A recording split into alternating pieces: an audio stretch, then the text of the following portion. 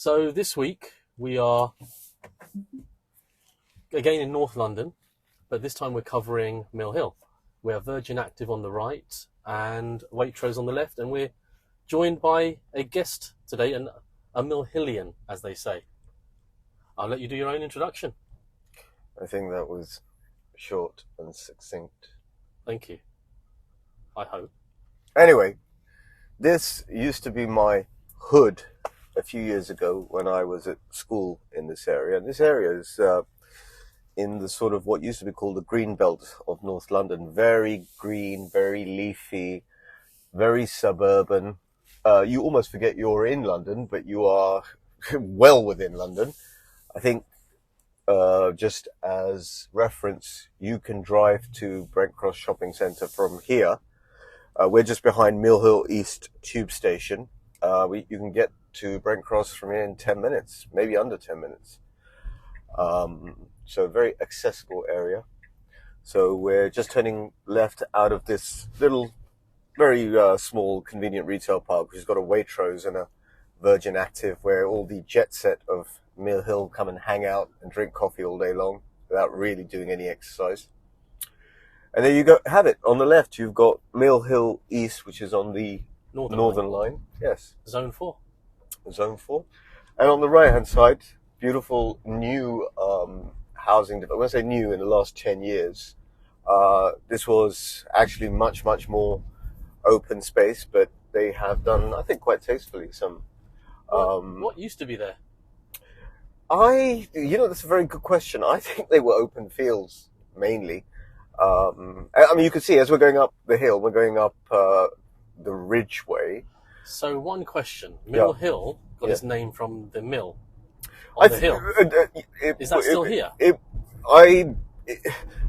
I don't believe it is, but Mill Hill today is a much smaller area than it used to be. These used to be a collection of farms and fields, and you would go down to sort of Edgware, Burnt Oak area, where there was a farm called Goldbeater's Farm. So this used to be all farms and settlements. Farms came up around the 14th century, I believe. Yes, I think you're right. And as you can see, as we're driving up Mill Hill, and this very picturesque area is used in a lot of movies, and a lot of dramas. I think this one we went past just now from North London Studios, or maybe slightly further, was Arkham Asylum in the from the Batman movies. From the Batman movies. I think it was the Francis Crick Institute, and it was a very imposing looking building. And they brought it down, and hey ho, development. Oh, actually, it's in front of us, so I don't know if you can actually see between the tree line there. At the end, you can see a building with a green copper coloured roof. That used to be the Francis Crick Institute, and that was Arkham Asylum in the. So the previous building used to be the Arkham Asylum. That's right. It's the location of. It's such a shame they actually had to knock that down. And by the way, given the way this area is laid out, there's no end of beautiful little pubs, and there's no horse riding allowed. No horse riding, which you don't get that in down, in many. Oh, nice pub, by the way, the Adam and Eve. Spent a few hours here, pub garden, all that kind of stuff. It's sort of a very relaxed area. Very prestigious school up here that I went to, fortunately, about 40 years ago. But because of that, in this catchment, you get a certain type of crowd that lives here, sort of well-heeled people, and I don't know if you can see on the right-hand side, there's some fairly nice new developments. No, these are genuinely new developments. These are new developments. Yeah. It's interesting to say, I mean, the properties range at the top end around 18 to 20 million, and then they go all the way down to 330,000. There's the full mix. Yeah, there's the full mix. The By the way, on the right here, if you go down, there's some fairly nice sort of mansion-style properties. It's a very hidden, again, one of these, I like to use this word when I find them, hidden jewel of London. On the left, by the way, where you can see this church structure is Mill Hill Village. Tiny little village with a little pond, very quaint. If you were walking around there, you would not think for 2 seconds that you were in London. It just would not occur to you. And as we drive down the Ridgeway, here on the left is the start of a really, really large estate which is Mill Hill School. Look at the nice little cottages. Yeah, on the right beautiful, as well. absolutely beautiful, very quaint. And they started about 10, 12 years ago their nursery school here, Grimsdale. So yeah, this area is covered by quite a few schools of. It feels very Eton-esque. It feels very sort of countryside. And we got Mill Hill School. And that's Mill Hill School on the left. Which is where you sort of studied. Well, I didn't sort of study. I actually did study. Okay. But yeah, but this estate carries on and on and on. You know, this school in itself is quite imposing. Very it's got Etonian, isn't it? Yeah, lots of war memorials, lots of. Well, it's literally old school. Churches. Um, So, give me some history about what you felt growing, studying here, and how it made you feel. Well, it was very different then. I mean, I went to school here in the 80s, and it had a very settled vibe. Oh, by the way, sorry, there's Belmont School up there. We're going to turn left here, by the way, next to the Three Hammers. The Three Hammers is a pub where famously most Mill Hill schoolboys, and most of them were boys at that time, because before it became a mixed ed school, would come and hang out and, sneak a pint in. By the way, just out of context, we're heading down. This is, I believe, Dawes Lane. I can never remember. I think it's Dawes Lane. Anyway, so. And you've got a few residential care homes, but behind, on the left-hand side, again, behind all of these residential developments is Mill Hill School. Oh, this is a beautiful development, by the way. This is luxury, top-end Mill Hill Place, apartments. Mill Hill Place. Oh, a very interesting one. On the right-hand side, up the hill on the right, is what, when I was at school, was a convent, and it had a ghost story associated with it. The shadow, the black shadow, deep shadow of a nun that would roam the grounds. But anyway, that has been turned into a top-end luxury residential development as well. And I think there's one apartment or one section of that is on the market for something like £50 million. Some really, really, there are some unique properties here. Unique things here. And would you say this is more family now, or it's still young? No, it's mainly family, but it is very fashionable. We're going to hook a right here. That's Mill Hill Park. That's coming up on the right-hand side, but we're going to hook right next to it.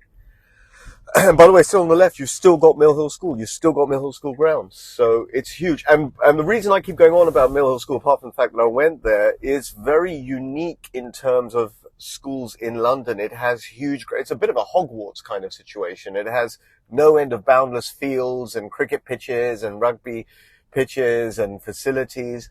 And you can imagine that being such a substantial geographical part of Mill Hill, the draw of people to live here is that school and its prep school and its nursery school. So, it's a great area for children to be educated. That's right. And a good bus route, as we seem to be following this 240 bus. There we go. On our journey. And we're heading down in the direction of Mill Hill Broadway, which is we're going to finish this drive, because the whole point was to drive from Mill Hill East Tube Station, which is on the Northern Line, down to Mill Hill Broadway Station, which is on the, what type of line? I think it's Thameslink. Thameslink. Zone 4 still again. Yes. So what we're going to do here, Jalpesh. And that's where the bus depot is as well. Right. So we could do a cut across there, but it's a bit difficult. We're going to go right behind the black Porsche Carrera. And we'll have another conversation about which is very typical of this area. By the way, across the road you have Porsche Craft, which kind of says something to you about the type of people that live around it. Oh, and up there on the hill you can see the convent that I was talking about with its amazing. tower. Okay. A very imposing building. I love that building. To live there is a little bit of a. It's not accessible. On the left. Is it accessible? It's private. To go inside, you either live there or you're visiting someone. So in itself, that is a plus point as well, I would imagine. So we'll hook a left here and cut back towards Mill Hill Broadway. And obviously going towards the right. And if you go right towards Totteridge, exactly. I think your first video was on Totteridge. And we're going to cut across this roundabout towards Mill Hill Broadway. And by the way, the road that we are cutting across, the A41, this is the road that heads down towards Brent Cross and then thereafter on Finchley Road and Swiss Cottage. And if we went down the road on the left-hand side, we would be at Brent Cross in maybe 5 minutes at the max. And the good thing about Brent Cross is the free parking. The free parking, which I can never understand why Westfield charges for you to park, but at least we still have Brent Cross. Yeah, Brent Cross has been essential to my life because it's one of those places that feels like home. You don't think about going there. You just park. And this is Mill Hill Broadway, a collection of small, beautiful cafes, pizza shops, restaurants, your local convenience. Proper old school high street. And the little sports shop here that always has their tennis racket sales, which I used to always get my tennis rackets from. Millet Sports. Correct. Millet Sports. There's queues still to this day. Their sales. Yeah, so you get the full works on here. You get your local tandoori, your Chinese takeaway, but in a very sort of comfortable environment. I don't associate this area in any sense with violence or anything like that. So you feel very comfortable when you walk around here. So that's great. I think we've had a good insight. And by the way, before we finish, once again, we finish at on the left-hand side at Mill Hill Broadway, which is, I think, someone told me that from here into Blackfriars, is there a station at Blackfriars? It's sort of like 12 minutes. There is, yeah. Oh, is it that quick? That's it.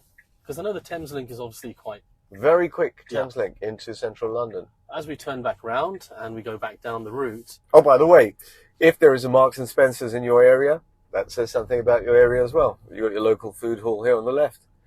Correct. So, to sum up, it's been a great insight. Thank you for that. And I'm hoping to bring more guests along so we can have actual expert knowledge of people grown up in the area, who know the area, rather than just coming from my point of view. This is really what I want to do, is bring you the insight of an area from someone who's actually lived here or studied here or knows the area very, very well. So that's great. Thank you for that. And any last comments or any last feelings you have whilst we drive past this area? Well, I will say this, and I was thinking about this, the flavour that Mill Hill gives, even today, which is kind of different from other parts in London, with the exceptions of Hampstead and sort of Belsize Park, is it still feels a little bit stuck in time, for which me is a really nice thing. It has a bit of a slightly oldie-worldy feel, notwithstanding the architecture and buildings in Mill Hill, but very comfortable feel. Excellent. Well, hopefully you enjoyed this journey, and hopefully you look forward to the next one, and we can talk more about property, about the areas.